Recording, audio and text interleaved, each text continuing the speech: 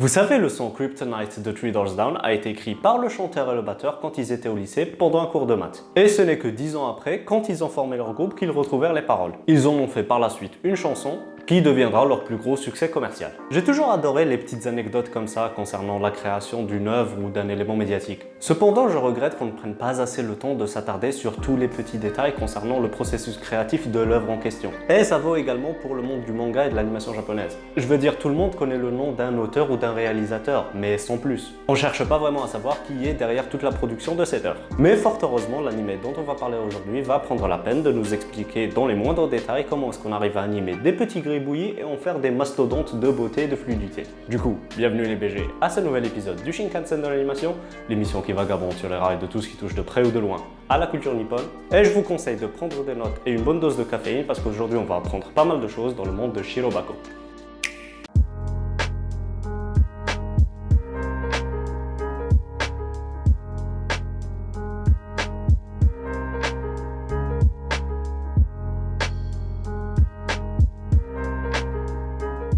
Alors, Shirobako, qui signifie littéralement parlant boîte blanche, en référence aux petites pochettes blanches où on mettait les vieilles cassettes VHS de l'époque, est une série animée originale sortie en 2014, produite par le studio PA Works et qui compte 24 épisodes plus une OAV. Il y a aussi eu une suite en film d'animation sortie en février dernier, mais tiers-monde oblige, je ne l'ai toujours pas vue. La série a eu droit à une adaptation manga de 2 tomes prépubliés dans Dengeki Daioh de chez ASCII Media Works. Et c'est tout ce qu'il y avait à dire concernant la traditionnelle partie Wikipédia, du coup on passe directement au pitch de base. Bon, tu l'auras très certainement compris à l'intro et au titre de cette vidéo, Shirobako est un animé concernant la conception des animés. Et cela en partant de la simple idée de créer une histoire jusqu'à son aboutissement final et sa diffusion. Et là, tu te demandes comment ça va se passer.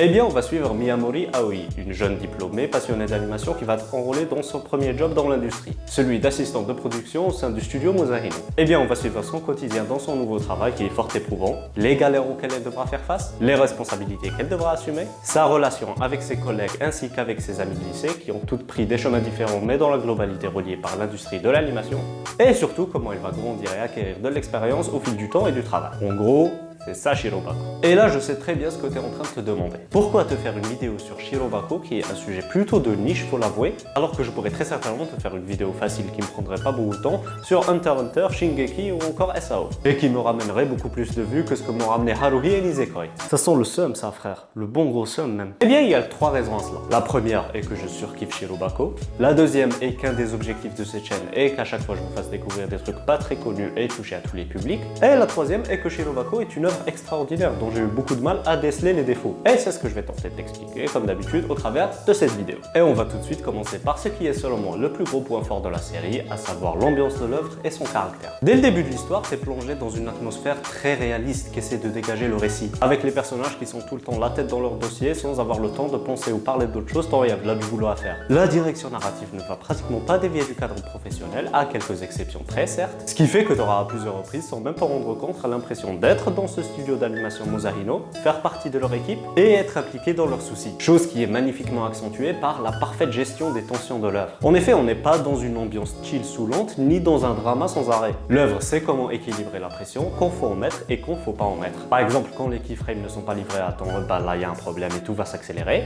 Mais dès que c'est réglé, la pression va retomber et tout va bien. Un peu comme si Shirobako c'était ton projet de classe au lycée, où parfois tu glandes rien et parfois tu es submergé par le travail. Et comme tout projet de classe, bah il y aura des gens qui vont y participer. Et c'est ce qui va me permettre maintenant d'aborder le thème des personnages de Shirobako. Bon, si tu te souviens bien, j'avais dit en début de vidéo que Shirobako est un animé original et non pas une adaptation. Eh bien, c'est pas tout à fait faux, ni tout à fait vrai non plus. Parce qu'en réalité, à plusieurs moments, cette œuvre se rapproche beaucoup plus du documentaire que de l'animé classique. Et pour être honnête, c'est carrément une représentation animée du studio PA Works. Non seulement parce que les personnages ressemblent énormément physiquement trait pour trait aux membres du staff qui ont taffé sur Shirobako, moi ça c'est carrément flagrant, mais aussi du point de vue moral. À plusieurs reprises, les membres du staff de Shirobako ont avoué qu'ils ont essayé de recréer dans leur œuvre les personnalités et les caractères de tous les membres du projet. Bon, je doute fort qu'ils avaient une loli gothique et une introvertie qui peuvent même pas aligner 2 phrases dans leur personnel, mais ça reste franchement stylé et monstrueusement original qu'est d'avoir essayé de recréer l'ambiance régnante dans les coulisses à travers leur animé. Et leur envie de retracer la réalité a été d'autant plus accentuée par l'animation de Shirobako,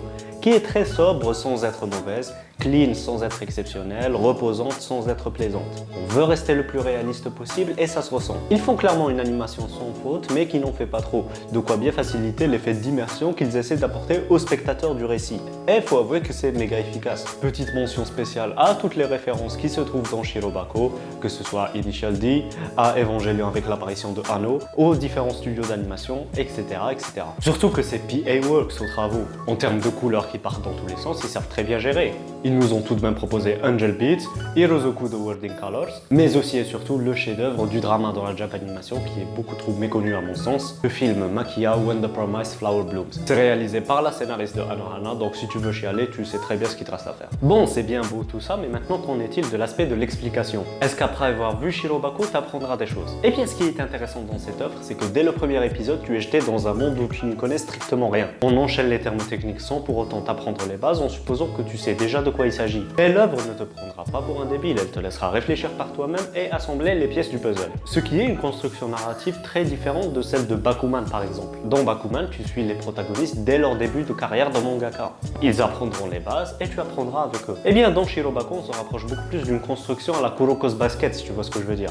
Là où tous les personnages savent ce que c'est que le basket et sont déjà à un très haut niveau. Et t'ajoutes à ça que Shirobako va prendre la peine de t'expliquer en détail le rôle de chaque personne ou poste présent dans un studio d'animation. Genre on sait tout ce qu'il y a un directeur qui dirige le projet, des animateurs qui font l'animation et des seiyuu qui font les voix. Mais là on va aller beaucoup plus en profondeur et ça de manière très pointue. Alors on va te montrer comment le producteur gère les deals avec les sociétés, comment le président va fournir la thune pour chaque projet, comment le manager va gérer la paperasse, comment le chara designer va s'attarder sur chaque personnage, comment les keyframe animateurs vont gérer les moments décisifs, comment le scénariste va donner la vision globale de la série, comment les ingé-sons vont trouver le parfait effet sonore pour chaque visuel, et bien évidemment comment les assistants de production vont assurer la réussite du projet via leur sens de l'organisation et de la gestion. Non, c'est franchement excellent et tellement bien fait que même si ça paraît compliqué au début, eh bien tu seras monstrueusement captivé. Shirobako va aussi prendre la peine de mettre en avant une confrontation entre l'animation 2D classique et la CGI. La première étant aimée et appréciée, mais lente et onéreuse avec des méthodes qui sont, on va dire, dépassées. Un peu comme les Dreamcast. Et la deuxième, beaucoup plus simple et rapide, mais complètement détestée au Japon et en Occident. Il n'y a qu'à voir Berserk 2016 et Ajin pour comprendre pourquoi la CGI c'est hideux. Mais cependant, on est en train de vivre une cohabitation entre l'animation 2D classique et la CGI et c'est franchement pour le mieux. Shirobako va aussi mettre l'accent sur une autre confrontation via le personnage de Shigeru. Et en réalité, c'est pas vraiment une confrontation mais beaucoup plus un constat.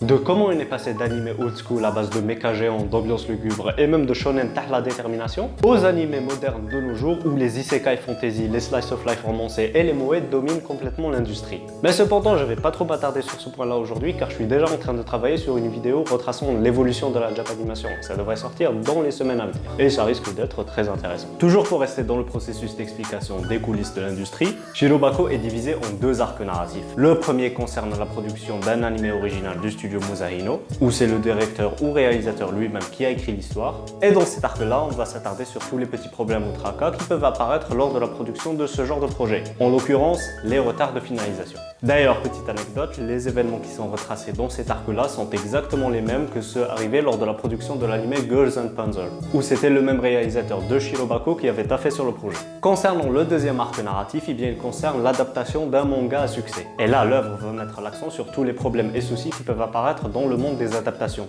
Que ce soit les exigences de l'auteur, la non-satisfaction des éditeurs ou l'absence de liberté dans la production, eh bien, on va réellement te montrer à quel point c'est difficile d'entamer ce processus-là. Et pour répondre à la question de tout à l'heure et arriver à un verdict concernant l'apprentissage dans Shirobako, eh bien, j'ai envie de te dire que cette œuvre-là propose une bien meilleure rétrospective de l'industrie de l'animation que tous les documentaires que j'ai pu voir ou articles que j'ai pu lire à ce sujet. Non, sans déconner, c'est même une des meilleures représentations du monde du travail qu'il m'a été donné de voir.